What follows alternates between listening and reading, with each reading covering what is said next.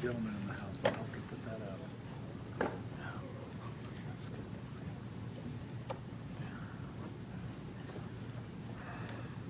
Sorry, how you guys doing tonight?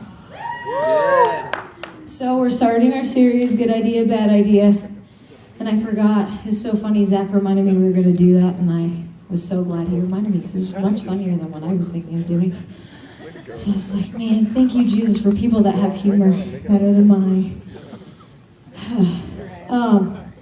So tonight I kind of want to talk about, I guess really just purpose.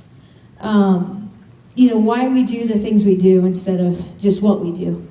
Because I think, honestly, sometimes I think we can get really caught up in what we're doing instead of why we're doing it. And then, I can't say that phrase, so when something bad happens, you're standing there and you're like, man, what are we doing here? Why? What are we doing? That's usually the first question we ask when bad things are about to happen, or when there's trials and tribulations and you don't know why you're doing what you're doing. You're just like, what am I doing here? I didn't sign on for this. All these questions start going in your mind because you never really stop to think about the why, or we never really stop to think about the why. We just kind of are like, okay, well, this isn't doing anything for me, so I'm taking off.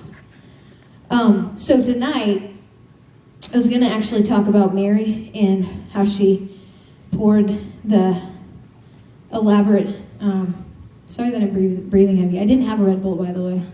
So, good idea, bad idea. Give Becky a Red Bull. Awesome idea. Just kidding, I would be even worse than I already am now, So, here we go. John 21:15 says, so when they had eaten breakfast, Jesus said to Simon Peter, Simon, son of Jonah, do you love me more than these? He said to him, yes, Lord, you know that I love you. He said to him, feed my lambs. He said to him again a second time, Simon, son of Jonah, do you love me? He said to him, yes, Lord, you know that I love you. He said to him, tend my sheep.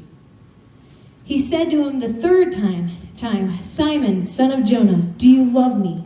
Peter was grieved because he said to him the third time, do you love me? And he said to him, Lord, you know all things. You know that I love you. Jesus said to him, feed my sheep. Most assuredly, I say to you, when you were younger, you girded yourself and walked where you wished. But when you are older, you will stretch out your hands, and another will gird you and carry you where you do not wish.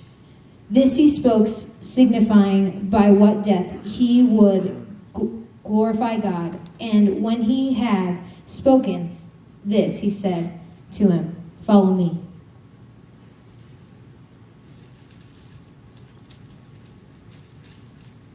I love that story because it was like, because when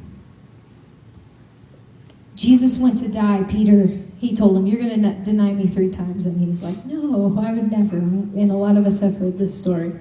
He's like, no, God, I would never. I would die with you. I would die for you. And then, of course, he denies him 3 times. And so what does he do? He goes back to fishing. Because, I think maybe he was standing there thinking, I know what I'm doing. I know what I'm doing. And Jesus was standing there with him and saying, you know what you're doing. You know what you're doing. And I don't know if the why didn't come until Jesus came to him and said, feed my sheep. If that makes sense. Is everybody tracking with me a little bit? I feel like I should tell a joke or something. And I think sometimes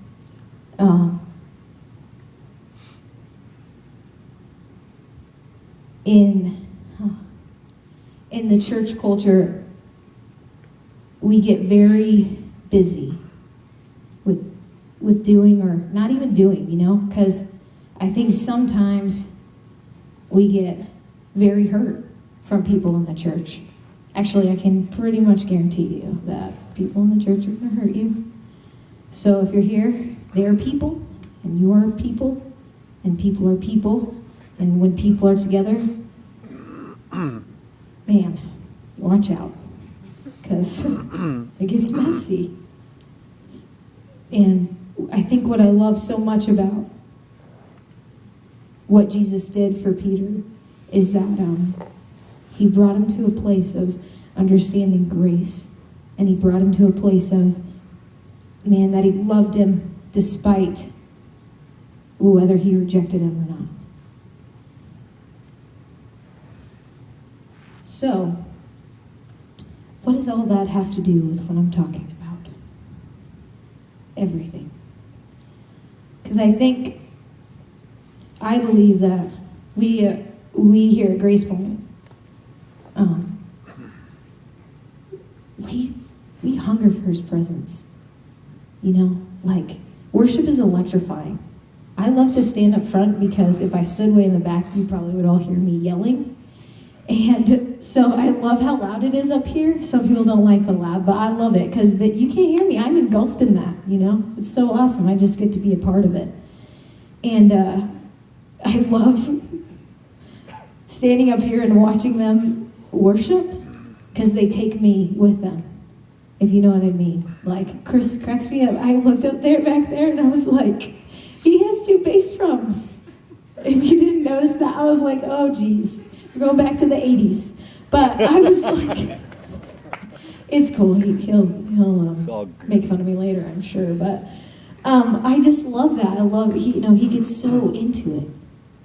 He gets so into just worshiping God and banging on the drums. Sometimes a little louder than we want him to, but he's so excited about it.